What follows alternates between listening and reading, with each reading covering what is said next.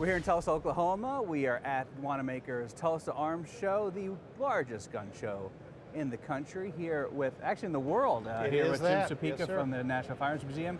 Jason Schubert, Davis Arms and Historical Museum. Good to see you, sir. Thanks for having me. Jason, what do you got? Well, you just look at it, you're thinking, it's just a plain old 1905 Smith Wesson 38 special, but if this gun could talk. Well, this gun was given to the museum by the grandson of a very active Oklahoma lawman. Okay. The man's name was Austin Whitaker. He served as a special investigator here in Oklahoma. He was a lawman in different places, ended his career as the chief of police in Pryor, Oklahoma, but for a while he was a deputy U.S. Marshal serving here in Oklahoma. And at one time, he was involved in one of the various manhunts for Charles Pretty Boy Floyd. Wow. And they actually caught Floyd at this time. And the FBI agent who was running the operation took this gun off of Floyd and gave it to Austin Whitaker. Well, all the guns that you and I get to see, all the guns that we see at a show like this, it's the ones that have a real history like this. They're ones that, I call them goosebump guns. They give me a chill. And to know the history behind that, know the hands it's been through, I think it's just spectacular. Well, what about it? Show us your favorite features on it and what makes it so special. Well, it's really just your average 1905 Smith & Wesson 38 special. I mean, they were everywhere. It's any damn revolver that you've ever seen, isn't it? It is. It's just plain. That's the quintessential handgun of most of the 20th century. The Smith & Wesson K-frame military and police revolver. Now, why was that? It worked. It was simple. It was effective.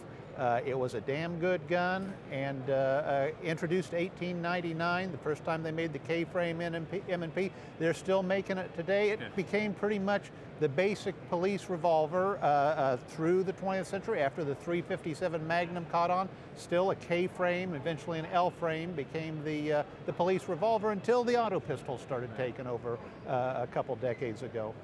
But you know, the Davis Museum, I love. It's one of the great firearms museums in the country. Thank you. I think you guys may have more guns actually on display than any other museum I've seen. You've got your stuff out there where people can see it. That's what we try to do. We really are a bit of a catalog collection of firearms. We could, you go through the aisles, and I see grandfathers showing their sons and their grandsons.